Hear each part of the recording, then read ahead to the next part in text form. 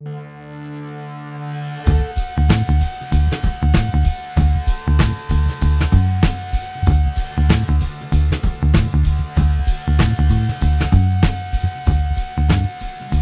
everybody, to the Nightly News Podcast. This is Professor Paul Miller. We're down here at the Nasir Harris Podcast Studio at the Boyer House of the Summerdale campus of Central Penn College. We are so fortunate to be joined today by our brand new Athletic Director, Michael Knill. Michael, welcome to the Nightly News Podcast. Thank you. I appreciate getting the chance to be on here.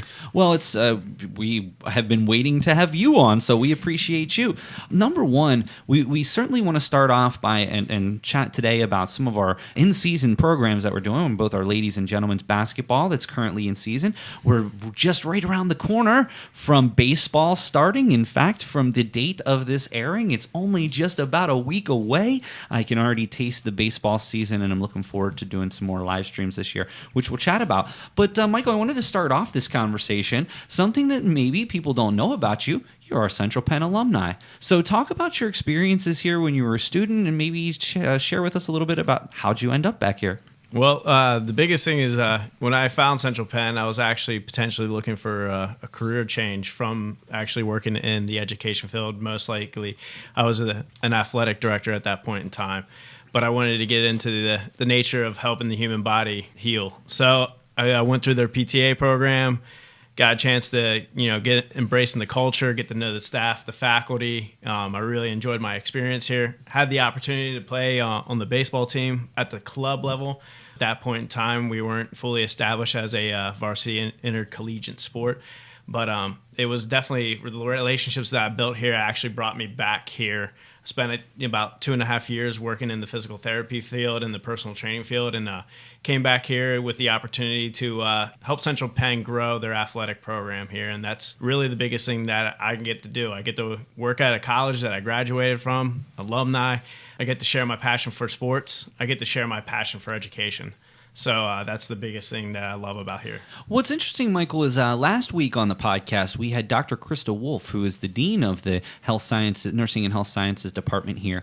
And one of the things that we talked about is we do have a lot of students right out of high school, but we also have people that were in your position, where they went to school for something else, they got into that field, and then they realized that maybe health was really where their passion was. Was there something specifically that happened that a light went off to you? Like, for many, it's an injury, a serious injury, and then they're working with the physical therapist, and they realize, man, this is really cool. This is something I'd spend my career doing. Was there that sort of light bulb moment that said to you, maybe I want to change what I'm doing? I really wouldn't say there was a light bulb moment. It was always a kind of a passion of mine in regards to it. The funny part is I actually really didn't know that there was a PTA position, like a physical therapist assistant position, and how easily accessible the degree was.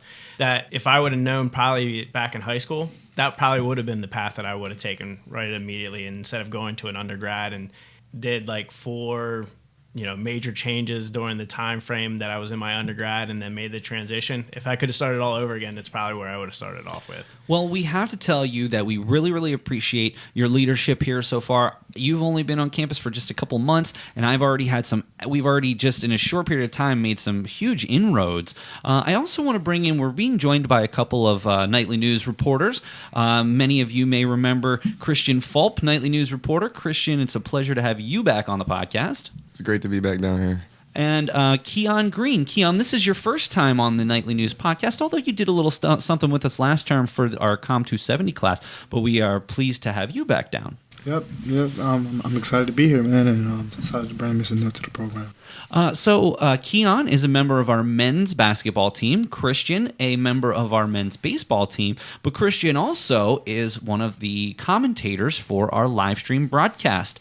So one thing, and kind of how I want to get the ball rolling, and we'll talk about some of the individual sports and some big games to mark on your calendar coming up. But one of the things that we talked about from day one was that we had done last year, we did 4 baseball games last year, and your goal for us for this year was really to get out and start doing some of the basketball games. So at the time of this recording, we've already done several basketball games. Why do you think that this live stream initiative that we've been working on as the Nightly News is beneficial to our athletic program? I mean, the biggest thing is it gets our programs out there. It allows high school kids, it allows, the college age, it allows the adults, it allows parents. I mean, obviously from my standpoint is, not everybody gets an opportunity to come and attend a game. Some people live a little bit further away, or we have prospective students that are not immediately in the area. And what's the best way to do it? They live stream it. Everybody has a phone these days. Everybody has a computer. Everybody has a tablet.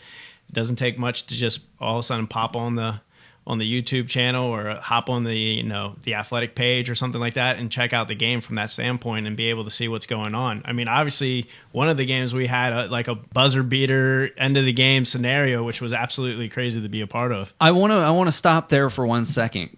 And Christian, we've had some time to reflect from this, and I want to thank Christian. Christian was my partner in crime on our very first basketball broadcast, and number one, tell me about this game. I mean, I'm a basketball fan, but even I have never seen a game quite like that. What were some of the takeaways that you had from that game? It was a great game. I wouldn't have been a part of, or wouldn't have been happier to be a part of any other game for my first time. The Central Penn was behind the entire game, and by double digits for most of the game. Yes, and they pulled it out in the very last quarter, in the last second, actually. It was amazing. It was, I mean, you can go back and watch the broadcast.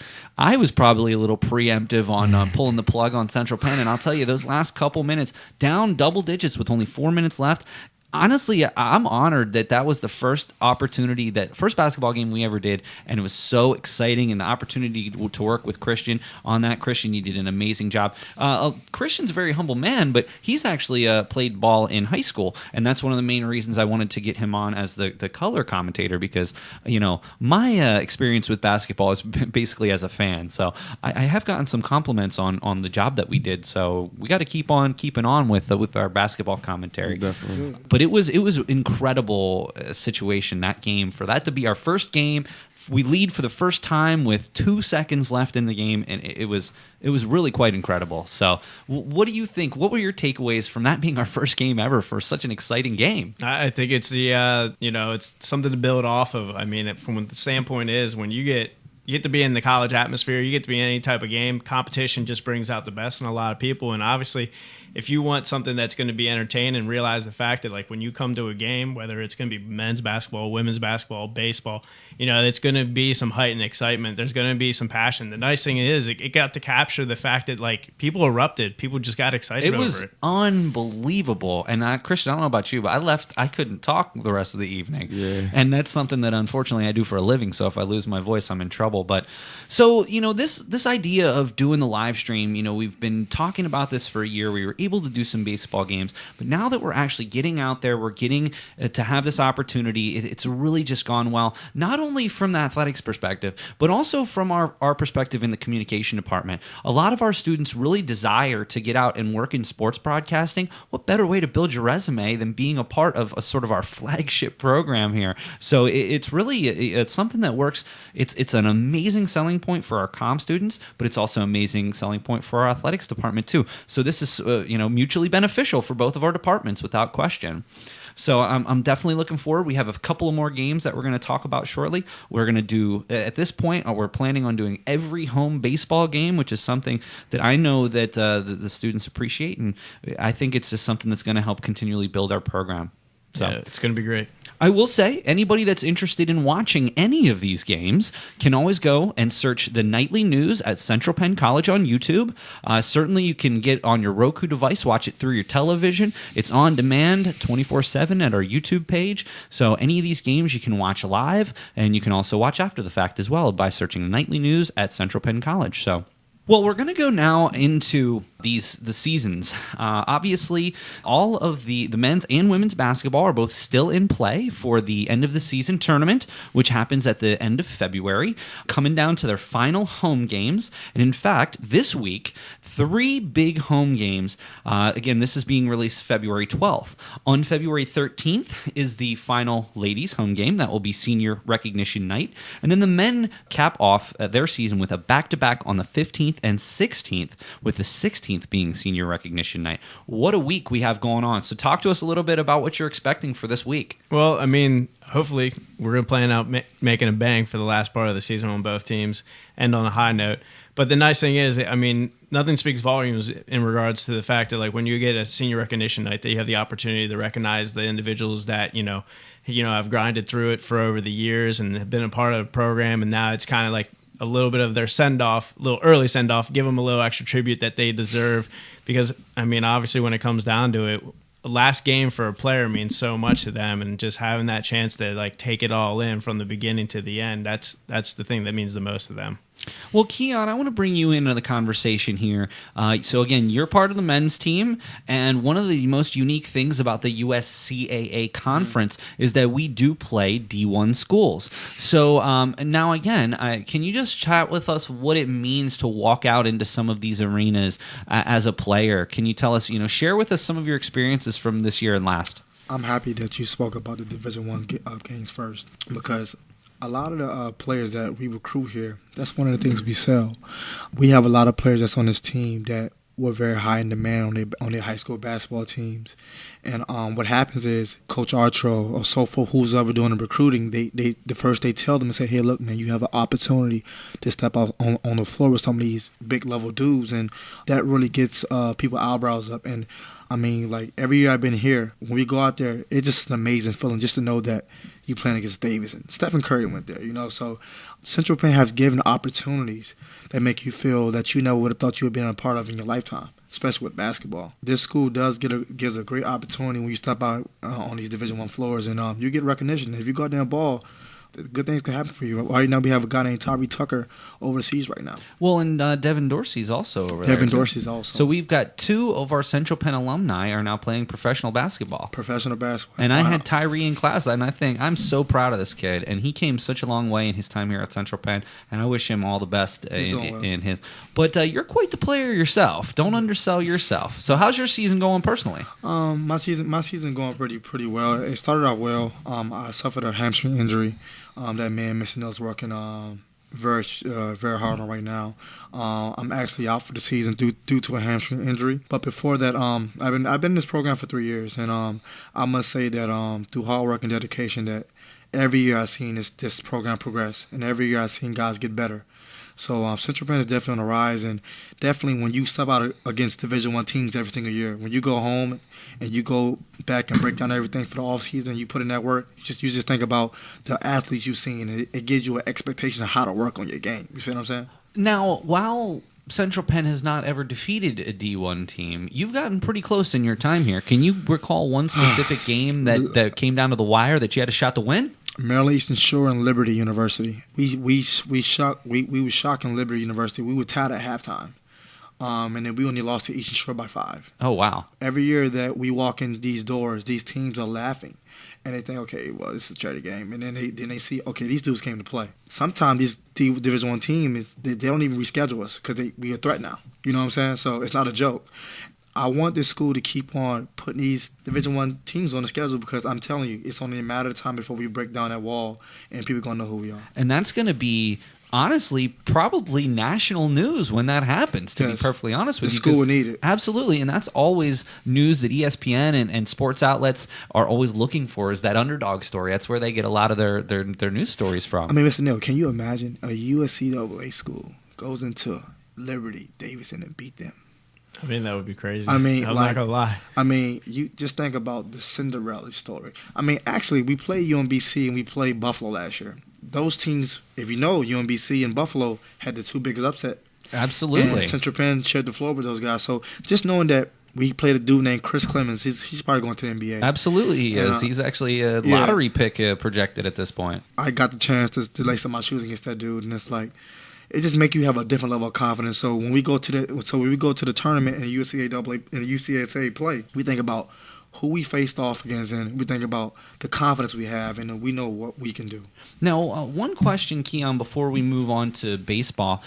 Over the last couple of years, you've always had really high seeds in the tournament, and unfortunately, one way or reason or another, just recently in your time here, we've gotten to the finals in the tournament. Last year, a little bit more of an early exit. What are you going to do this year when you make the tournament to make things a little different and actually bring home a title for Central Penn?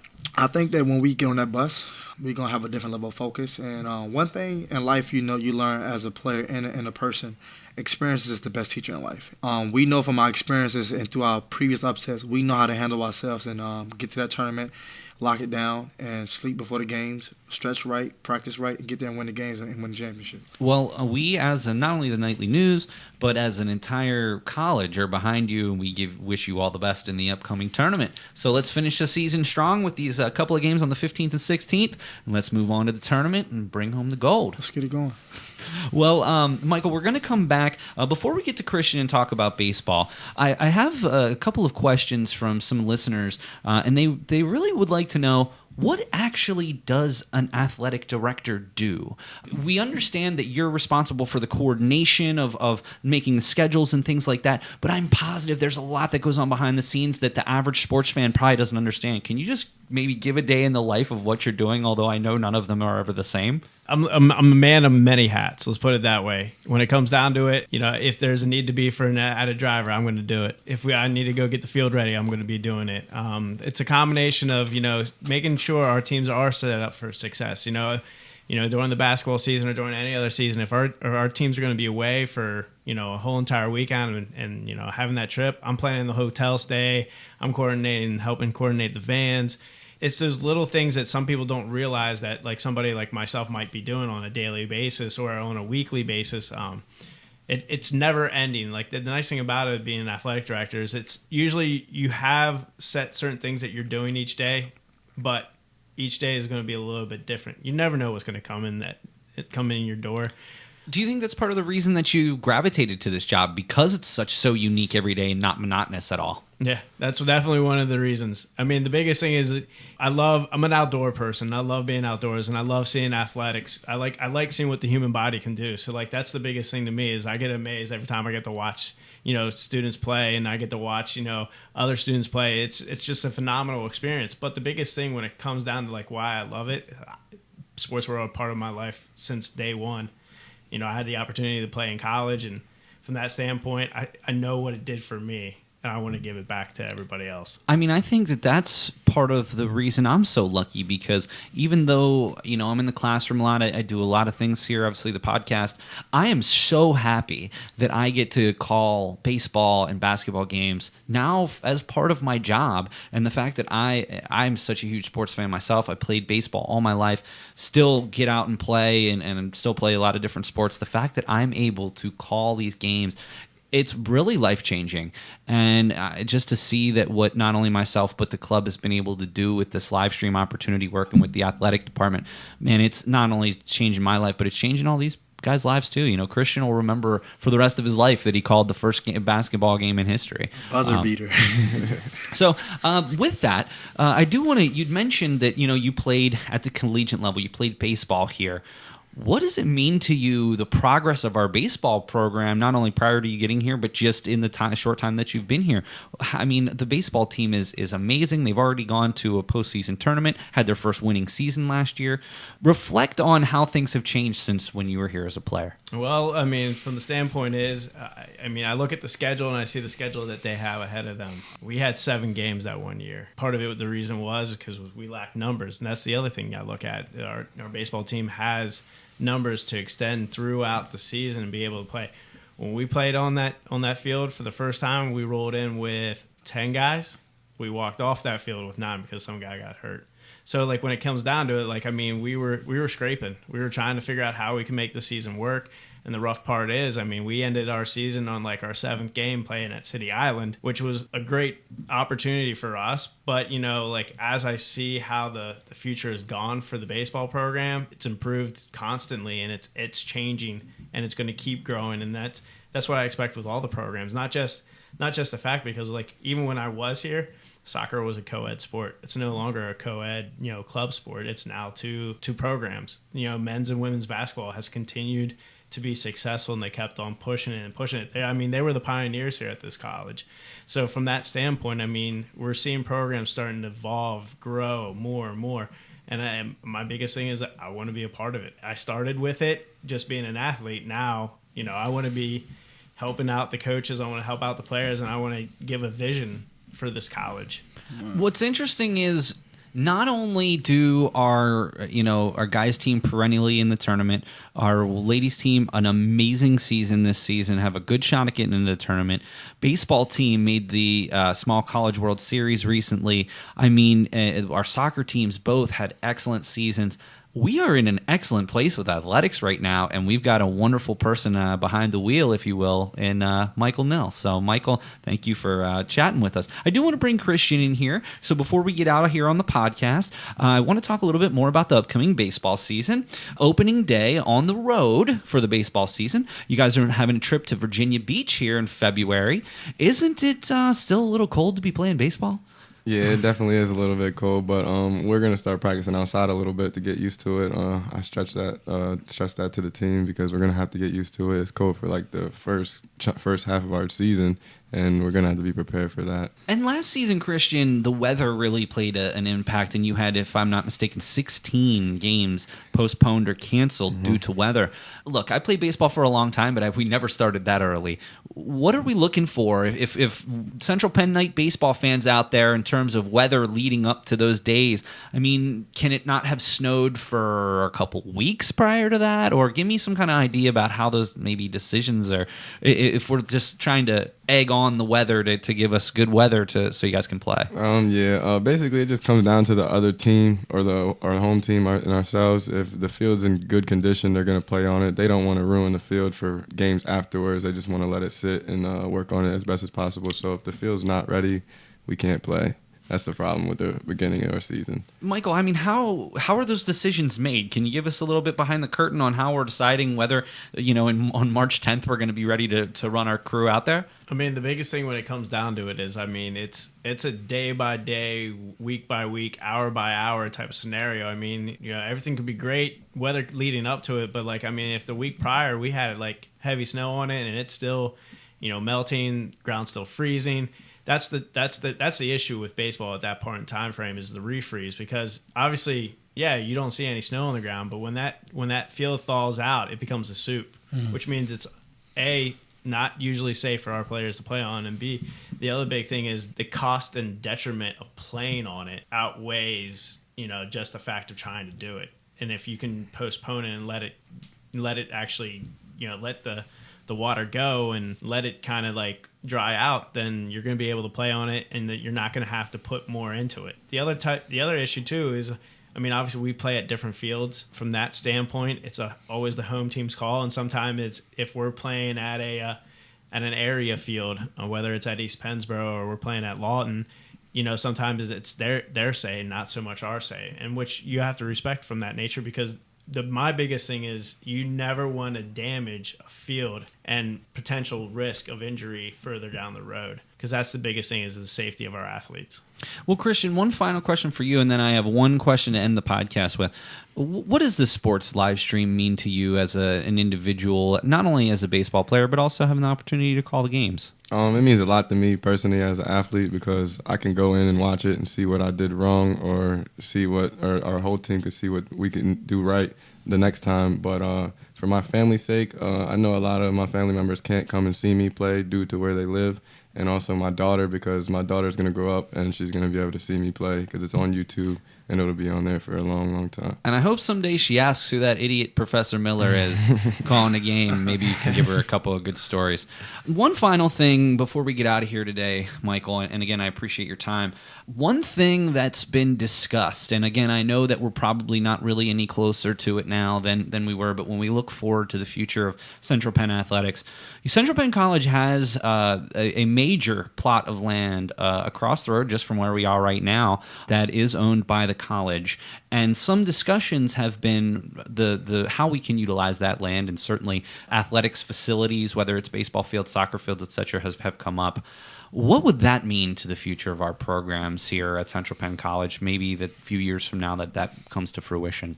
I mean, the biggest thing that opportunity, and I'm going to use the word opportunity, the biggest thing is the fact that provides an opportunity, not just for our athletes, but it also provides that opportunity for, our traditional students that don't play sports. I mean, it's going to be a place that, everybody can go to, if they want to play a pickup game, or if they just want to go and work out, or if they just want to go and watch and just have the availability to just walk across a bridge or walk right across the street to be able to watch and catch a game. at that ease. That's the thing that we are. I mean, obviously, yes, we are at a school. We're missing that opportunity. Those facilities can help bring more and more students our way and allow us to impact their lives. Like I said, the key word there was opportunity. It's amazing. Well, and again, nothing is set in stone, but this is definitely something that's been toyed with, and hopefully we can see. And it certainly from a broadcasting angle, it would certainly make our lives a little bit easier. But Michael, I got to tell you, thank you so much. It seems like we are in extremely good hands with our athletic department. I hope that this is a job that you hang around here for a long time, because we certainly not only are our student athletes, but as an institution, we love what you're doing, and we hope that it just continues to grow with the live streaming, with the number of sports offered. This year we didn't get to mention, but cross country for the first time we got off the ground. So we're always looking for new ideas where there's interest. So thank you so very much for joining us today. Thank you for having me on. And Christian, as always, it's always a pleasure to have you on. Looking forward to celebrating not only opening day for you guys on the 23rd and 24th. I've got it circled on my calendar, March 10th. It's a Sunday afternoon, a doubleheader. I will be there with bells on, so long as the field's in playable condition. I'm really looking forward to it. Thank you. I can't wait. And Keon, it's a pleasure. We wish you luck. Please, everybody, save the date, Friday and Saturday, February 15th and 16th. We will put the times along with this podcast in the article, but it's going to be the last 2 games of your regular season. So, good luck with that, and best of luck in the tournament this year. Thank you. You're very welcome, Keon, and thank you for joining us. All right, everybody, that's another edition of the Nightly News Podcast. So for Keon Green, Nightly News Reporter, for Christian Fulp, Nightly News Reporter, and for the Athletic Director Michael Knill, this is Professor Paul Miller, and we'll catch you next time on the Nightly News Podcast. I'm Dr. Melissa Whaler, Dean of Humanities and Sciences, and you are listening to the Nightly News Podcast.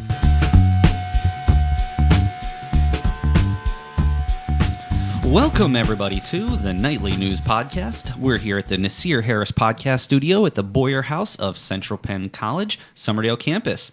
This is Professor Paul Miller, and I have the fine fortune of sitting in today with Communication Coordinator Greg Colburn. Greg, welcome to the podcast. It's good to be here, Paul. Thanks for having me. Well, Greg, it's interesting because ever since you first stepped foot on this campus, 6 months ago?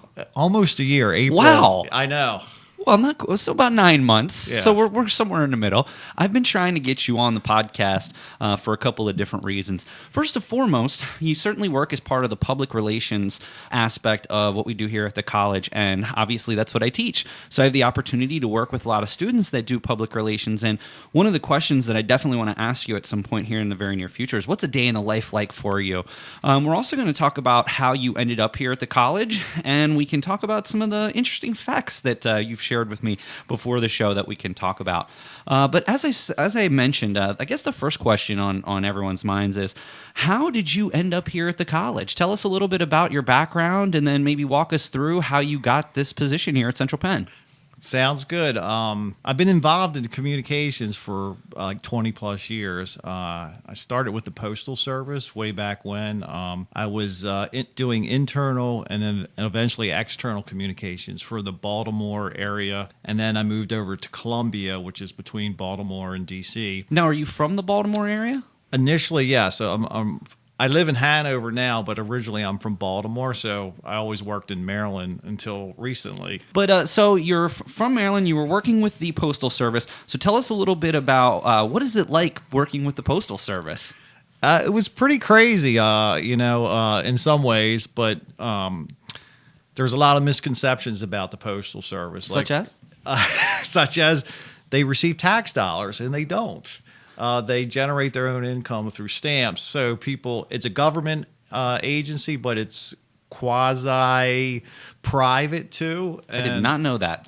So that was a big part. Plus, the cool thing about the Postal Service, it touches everybody. Private delivery companies, they don't go door to door across the country. If they can't go there, they let the Postal Service do that final mile a lot of times. There's always stories to tell. Eventually, I moved to headquarters, and I was editor of a daily e-newsletter that went out to over 100,000 employees, supervisors, stakeholders, and the list kept growing. One of our favorite stories, one of the features in the e-newsletter was heroes. and you don't realize it, but postal, like I said, postal carriers is the correct term.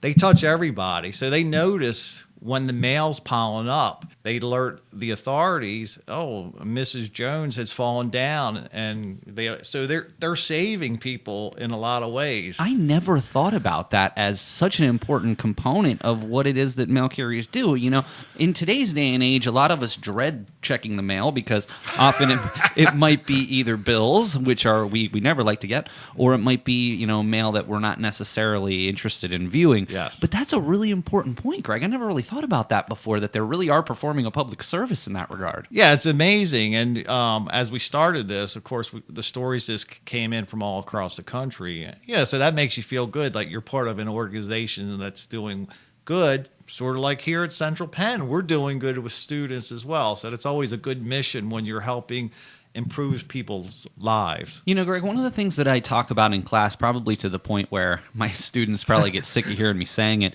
is how important it is to research the company that you're applying for. In this day and age, you have to be able to kind of, as I say, live your career. Now, it's not to say that you're always on 24/7, and you shouldn't be. There should be a positive work-life balance. But you kind of identify with who you are based on what you do. So when people see me walking around my friends, they don't call me Paul, they call me Professor. You know, and because it's interesting to them that that's what I do and that's who I am. I think it's interesting that you bring up the importance of checking out the mission of the company that you want to work for and making sure you align with that. I think so often our students, when they graduate, want to just find a job and they don't necessarily care where it is. But for career satisfaction, it really is important to be on board with the mission of the organization. Wouldn't you agree? Oh, absolutely. It's tough when you first graduate. You know, you're trying to, like, I need to get a paycheck. And hopefully you have multiple choices. Sometimes you don't. But if you don't, build your career and then move on until you find something you really like. I mean, especially now, people have multiple jobs throughout their career. It's not too many people stay at the same place for 25, 30 years. The trends certainly show that, that's for sure. So you were doing a public service, working with the Postal Service, and then you moved on to into dental consulting. So tell me a little bit about that. So my last job at the Postal Service, I was working at headquarters in Washington, D.C., which was really cool. The bad thing was I lived in Pennsylvania. I had 3 kids. My wife was going a little crazy, so that lasted about 2 years. So you traveled down 270 quite a good bit. Actually, it was 32 to 95. I was staying with a relative part of the week. It got a little crazy from being at home standpoint. I tried to find another job with the Postal Service closer to home. That didn't work out, so I started looking. And I ended up at a dental consulting firm, Levin Group, in Owings Mills, Maryland, which was, I could commute from my home in Pennsylvania. And what we did, what's dental consulting? What does that do? Our mission there was improving the lives of dentists. Most dentists are trained to be clinicians, but they don't know anything about business. And that's where all the problems are. So as a consulting company, we train them how to be good business people, how to run a successful business. There's a lot of overlap with what we do here. We prepare students. I mean, we have a big business contingent, and plus our other majors prepare them how to get into a worthwhile career. So I did that, a lot of writing of how-to articles, how to run a business, how to run a schedule, how to present cases, that kind of thing. It was very CEO driven. Our CEO was a former dentist, so he was, a very dynamic leader. The company started having troubles. It peaked at, let's say. So then I began my job search. It was time for a change, and I landed here, and it's been great. The thing I love about being here, at my old company, it was one person kind of directing the content. Here, it's multiple people. It's the executives. It's the professors. It's the students. It's the events, the film series. We have Black History Month, the luncheon this month. We have an event with the West Shore Chamber. Absolutely, the mixer that's coming up. Yes, so there's always something going on. It's vibrant. But let me ask you, when you were going through the job search, obviously somebody with your experience, you had to have had different companies that you were very interested in working for. What was it about Central Penn that you said, you know what, this is something that's good for me in my career right now? I think the biggest thing was the higher education, getting into a place that taught, trained young people. That really appealed to me. It kind of went back to the Postal Service mission where we touched everybody. You're getting people off to a great start in their career, helping them change careers. That's great stuff, man. That's, and helping them be really is about quality of life in the end. If you love what you do, every day's a vacation. Well, I love what I do, and I will tell you every day, not a vacation. Hey, Mark Twain said that. What interested me about working here, number one, and I've talked about this many times, Central Penn took a chance on me. I had the background in terms of experience in the field, but I'd never necessarily been in front of students before. And it was a dream of mine. That's part of the reason I went back to grad school. But part of the reason that I've gravitated to here is because of their mission in terms of community service and a requirement of an internship. So at an absolute minimum, when you leave here at Central Penn College, you're going to have an internship and you're going to have community service that you've done. So you're going to have something on your resume when you leave here. And that's part of how I've built my career here, is because I'm focused on those two things and making sure to share with the students how important those things are. Greg, I teach a lot of classes about public relations, and I've worked in the field for a long time. Part of my job is with some of the companies that I work with, is to develop content, whether that is directed from a particular company that I'm working for, or whether it's just me simply having to search for that content. I think that's one of the things that's difficult for people who don't work in PR to understand, the idea of creating content. When you come in each and every morning, how much do you actually have to go out and find and create versus how much maybe is provided to you or how much direction that you get here at Central Penn? At Central Penn, we have a really good system. We have Central Station, our internal newsletter, which runs Tuesday through Thursday. That drives a lot of things externally as well. The different departments at Central Penn College want to be in Central Station. They want to contribute, so they're good about sending in their stuff. And then, sometimes we have to follow up with them. And it's always good to keep your ear close to the ground, because instructors and professors are winning awards. Sometimes people don't always share it. They share it on social media, but forget to tell us. So you got to keep your ears and eyes open for those things that may slip through the cracks. But fortunately, like I said, the system here, people are very cooperative. They're very responsive. It makes our job a lot easier. A sort of a follow-up question there. As I mentioned, I teach a lot of public relations classes, and one of the things that my students often ask me is, what does a day in the life of a public relations professional look like? Now, again, I do want to preface this by saying, and I know this is kind of a tough question, because in public relations, no 2 days are alike. They often differ. But if you had to just kind of summarize and break down for, let's just say, a student out there listening to this that's interested in pursuing public relations, what's a typical day in the day of the life of Greg Colburn, Communication Coordinator at Central Penn College, look like? You sit around the coffee pot and dream up stuff. No, a lot of times, most of your day, like Paul said, every day is different. Usually you have an editorial calendar with a list of events, so you're working ahead as much as you can. February is a busy month. We have a lot of events. I send out, at the beginning of the month, I send out the events for the month to different media outlets. Then I send out a release based on those individual events, too, to kind of drive content. So that's part of it. Events drive a lot of what we do. And then it's setting up interviews with faculty members and executives, too, because you always want to have stuff going on, kind of evergreen content. And I think that's something that it's funny, because when I work with a lot of businesses, so basically where I'm at right now is I'll basically work with a small business. I work with exclusively small businesses. Ironically enough, another one of the reasons that I have gravitated towards Central Penn, because if you look at the higher education landscape, Central Penn's basically a small business. They're privately owned. We do have a Lancaster campus, but in terms of the size of our school, we're relatively small. But my point here is that's part of the reason that I gravitated toward it. But the companies that I work for that are small businesses often don't even understand that certain things that they're doing are newsworthy to their audience, even if it's on social media. If they're donating $500 to a local charity, or they're having an event, to support a local charity, those are the types of things that readers, listeners, fans of a brand want to hear about. And so often small business owners don't want to brag. And I hear this from a lot of different people. Well, I don't want to brag about this. I'm just doing it because I want to do it, not because I want recognition for it. But the thing is, that helps increase your brand when you're doing those types of things.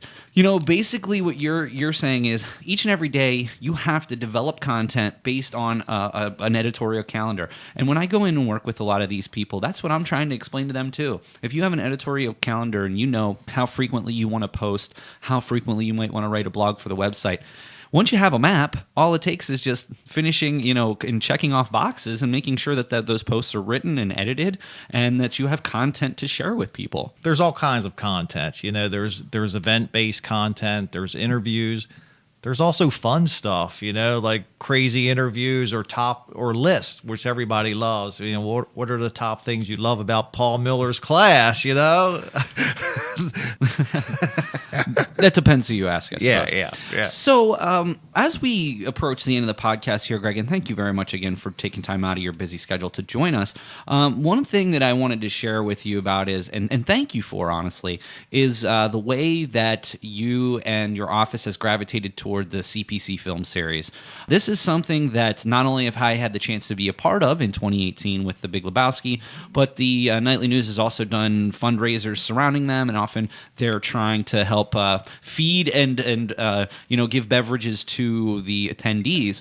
What is it about the CPC film series that you kind of gravitated to basically as soon as you got here? Like I said, it's funny you bring this up. You're absolutely right. The first thing I wrote when I got here was on The Big Lebowski, and I was just like, this is amazing.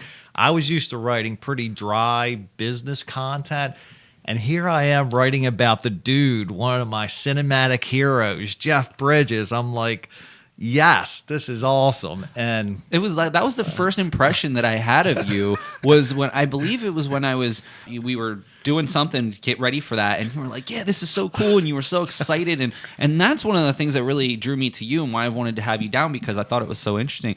The CPC film series is something that has really just continued to grow. We just concluded, not a couple weeks ago, the network film series offering. That's our 5th one. We've got some huge news to announce on a future podcast about what we have coming up for the rest of 2019. What is it about the film series that you think has been so successful? Well, I think it's the range of materials, the films. The most recent one again was Network. That's rated both our wheelhouses about media control, media manipulation, really relevant today. Airplane was another one, classic comedy, which set the stage for, probably influenced a whole generation of movies and cable series, What I found interesting about some of the specific movies, there's not, in my personal opinion, enough discourse about film. I think a lot of people watch film and they'll watch a movie and they'll determine whether it's good or bad just on if it made them, happy or sad. But there's so much more to film. And what I love about these is it gives our professors here an opportunity to talk about not only films that were influential, as Lebowski was to me. I know it might be difficult to look at Big Lebowski as how could it have influenced Professor Miller? But it really did. It really changed the way I looked at film once I started peeling away the layers. I think that's what's something special, is really showcasing our professors, their interests and knowledge to the public. We've gotten anywhere from 30 to 50 people in the Capitol Blue Cross Theater. We're hoping to make it continue to grow, but I just want to thank you personally for your efforts when it comes to the film series, because you're one of the direct reasons why it's been so successful at this point, with your support, with the articles you're writing, the press releases you're sending out. We just have to thank you so much. Well, thanks, Paul. I appreciate that. Keep the good films coming, and I'll be glad to write about them. And in a future podcast, we're going to talk a lot more about the 2019 and what that has in store for the film series. One final thing I want to chat with you about before we get you out of here, Greg. We love that you're here. We love that you're here on campus, that you're doing so much. I recently saw you at one of the basketball games, ladies basketball games. So now you're doing a little bit more coverage of sports. Now, to me, having called some of these games, having done some of the baseball games, this is just like the highlight of my life. The fact that part of my job I get to be doing a podcast, and part of my job I get to call and be a part of our athletics. What impact does that have on you working in athletics? Are you a big sports fan? Oh, yeah. I mean, I grew up, I played basketball. I wasn't very good, but I played it. You know, growing up, we played football in the alley, baseball, organized sports, and just having two competitive teams right now. You know, we have a player on the women's team, Jalen Burton-Jones, who's just unbelievable watching her. I'm sorry I missed the game last Thursday, the come from behind victory. He's referring to the first time that we actually live streamed and commentated one of the ladies basketball matches. 2 seconds left, Jalen Burton hit the winning shot. And you know what's even crazier about that game? They were behind the entire game by double digits. And you can even hear in my commentary, you know, just I even at one point said, I think that's the nail in the coffin. But Jalen brought him back, and I have to tell you, it had to have been one of the most exciting games I've ever seen. So it was a lot of fun. So, but is covering, I mean, having the opportunity, you know, with working at the post office and working in the dental industry, you've never really had a chance to cover sports before. Isn't that something that's fun? Oh, yeah, absolutely. And then, like I said, just seeing our teams compete well, and we got good coaches. Casey is just awesome, and Dave Archer, really, I mean, the schedule he does, those guys are road warriors. I mean, playing D1 teams, they play Davison, Steph Curry's thing. It's absolutely crazy, man. One quick fact that I wanted to chat with you about before we get out of here.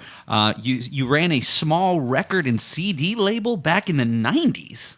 How did that come to be with working at the post office and in dental consulting? Where did this come from? Oh, you know, I do creative writing, so I used to write lyrics, and then I had a couple buddies, and they would record some of it. So that kind of was the catalyst. You know, it's like, how can I get this one song out there? So I decided to start a compilation CD, and I got all these submissions. It was the first one was called the 3-Minute Revolution, all songs 3 minutes or less. It turned out really well. I had submissions from all over the country, a lot of Baltimore-based bands. We did a couple shows. And after that, the first one sold really well. Did a couple more compilations. And then I started working with this one band, the Montgomery Cliffs, who were like a combination of the Ramones and the Smithereens, kind of power punk, power pop. And they were just awesome live. And, I usually put out one CD a year. And, it was fun. I did some shows. I met some cool, crazy people. But, it wasn't a money-making operation. It was kind of a passion project. Thank you. And then the whole music industry started changing in the late 90s to download. So... And one of the things that really, I think, hurt the music industry in the long run was that they went away. They tried to pull all this stuff off the internet instead of just changing their business model. Yeah. But that's that we can talk about that next time we have you on the podcast about the music industry. Well, Greg, thank you. This has been a long time coming having you down here. And I even remember the first time I emailed you, you're like, what do you want me to talk about? We can fill it, I promise you. And this was very insightful. I hope that if you're one of my PR students and you're listening to this, you got a little bit of insight on what it is being a day in the life of a PR professional. And Greg, I just got to thank you not only for your support of the CPC film series, but your support of the entire campus. You've always been a pleasure to work with. Anytime I ask you for coverage or even just a little bit of your time, you've always been gracious with that. So thank you very much. Hey, thanks for having me again, Paul. Always a pleasure, and we'll have you on again sometime soon. All right, everybody, that's it for this week's Nightly News Podcast. I'd like to thank Communication Coordinator here at Central Penn College, Greg Colburn. Till next time, this is Professor Paul Miller for the Nightly News Podcast, and we'll see you again soon.